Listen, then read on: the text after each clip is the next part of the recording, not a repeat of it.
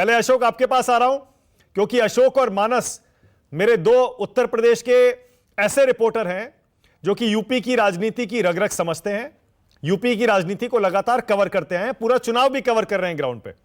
अशोक, पहले आपके पास, क्या आप भी राजीव की राय से सहमत हैं? क्या आप भी कंफ्यूज्ड हैं, या 6 चरण आते आते कुछ थोड़ी तस्वीर साफ हो रही है? अशोक।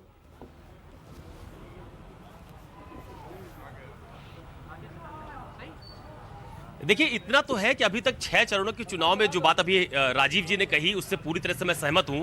कहीं कहीं पर तो तस्वीर साफ हो जाती है कि कौन आदमी किस तरफ जा रहा है, लेकिन कहीं कहीं पर वो तस्वीर पूरी तरह से साफ नहीं होती है। सबसे बड़ा मुद्दा इस बार विधानसभा के चुनाव में जो लाभार्थियों को लेकर कहा जाता है, निश्चित तौर पर किसी भी ग्रामीण इलाके में जाइए तो वहां पर इस मुद्दे को बहुत जोर शोर से उठाया जाता है। लेकिन जो बात अभी राजीव जी ने कही कि क्या वो सारे लाभार्थी किसी एक पार्टी के पक्ष में लामबंद हो पाएंगे, क्या वो किसी एक पार्टी के पक्ष में जाकर मतदान करेंगे, क्या उसका फायदा उनको मिल पाएगा, इस पर मुझे लगता है कि अभी कुछ तस्वीर पूरी तरह से साफ नहीं हो पाई है। अब इस वक्त मैं मानक में आपको बताऊं कि सिद्धार्थनगर में हूं और सिद्धार्थनगर का समीकरण भी पूरी तरह से उलझा हुआ है। पिछली बार विधानसभा के चुनाव में बीजेपी को सभी 5 सीटों पर जीत हासिल हुई थी, लेकिन इस बार सभी सीटों पर बहुत जबरदस्त लड़ाई देखने को मिल रही है।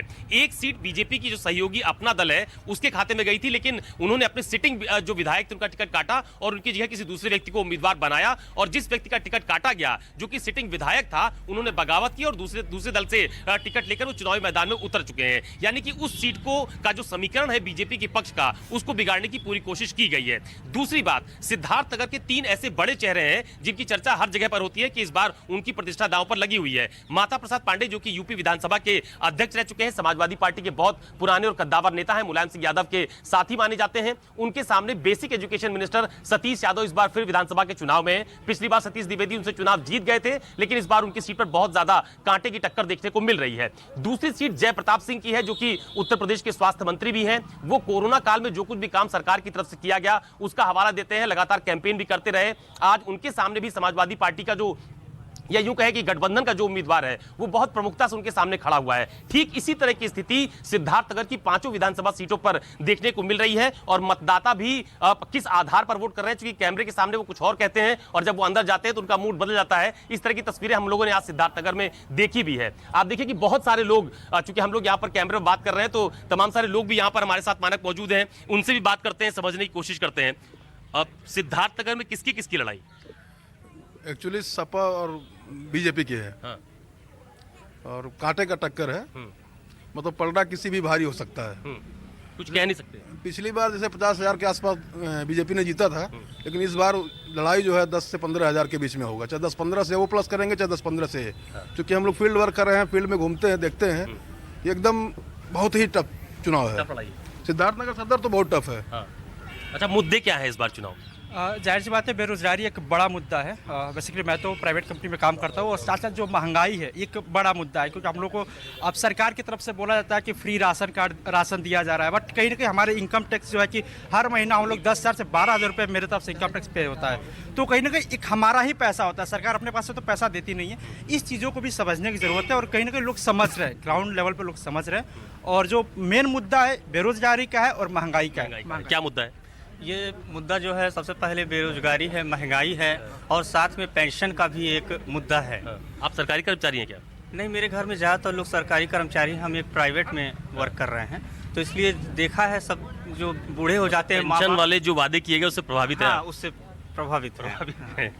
क्या मुद्दा है इस बार विधानसभा के चुनाव में? विधानसभा के चुनाव में एजुकेशन, डेवलपमेंट और मेडिकल से रिलेटेड सारे मुद्दे हैं, जो कि इस भाजपा गवर्नमेंट ने कुछ नहीं किया है, और आने वाली जो सपा गवर्नमेंट है जो बड़ी तेजी से बन रही है, उससे उम्मीद है। क्या मुद्दे हैं इस बार? विकास का मुद्दा सबसे बड़ा है, और दूसरी बात रही यहाँ पे हमारे जो मंत्री रहे हैं जयप्रताप सिंह साहब, स्वास्थ्य मंत्री रहे हैं, और स्वास्थ्य मंत्री होने के वजह से भी अब आप ये बता दीजिए कि यहाँ पे आज एक डॉक्टर भी नहीं है, एक सर्जन। आज तो चुनाव खत्म हो गया, ये मतदान करते समय ये बातें, आप मुझे बताओ कि किस आधार पर वोट किया आपने? मैं विकास के मुद्दे पे वोट किया हूँ, और सबसे बड़ा मुद्दा यहाँ पे गाय का मुद्दा है। यहाँ पे गाय के नाम पे कुछ भी नहीं हुआ। ये मेरा घर है, यहाँ पे रोज सुबह सुबह एकदम गाय पूरा एकदम गौशाला का निर्माण नहीं हुआ? कुछ भी निर्माण नहीं। ये रोड 4 साल से ऐसे ही है, और आने वाले 2 साल में भी ऐसे ही रहेगा। ये मेरा घर है कि गौशाला है, पहले ये बताइए। मतलब ध्यान देने की जरूरत है प्रशासन को। आपने वोट कर दिया? जी सर। क्या मुद्दे रहे इस बार? यही प्रशासन जो है सड़क उड़क का निर्माण कार्य नहीं कर पा रहा है, और उसके बाद जो है शिक्षा जो है पूर्ण रूप से नहीं है। लॉकडाउन करने में बच्चे जो है घर पे जो है रह रहे हैं और यही सब है सर। तो मानक, सबसे खास बात यह है कि सिद्धार्थनगर के चुनाव में जाति पात के साथ साथ जो स्थानीय मुद्दे हैं, यानी कि डेवलपमेंट, अस्पतालों में डॉक्टर है कि नहीं है, या सरकारों ने क्या कुछ नहीं किया है, इस पर भी बहुत प्रमुखता से लोग बात कर रहे हैं। आपने वोट कर दिया? क्या मुद्दे रहे इस बार चुनाव में?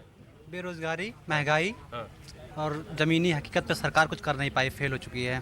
बहन बेटियां जो कहते हैं बहुत सेफ हैं, सेफ नहीं। विमेन सिक्योरिटी पे काम करने की नहीं, बहुत जरूरी है। बिल्कुल। तो ये देखिए आप, माना कि तमाम सारे लोग हैं, आपने वोट कर दिया सर? जी सर, हमने वोट कर दिया। किस आधार पे किया वोट? सर यहाँ पे हमने वोट इस आधार पे किया कि यहाँ पे बिजली की समस्या जो बहुत पिछले 5 साल से मतलब इधर तो बहुत अच्छी हुई।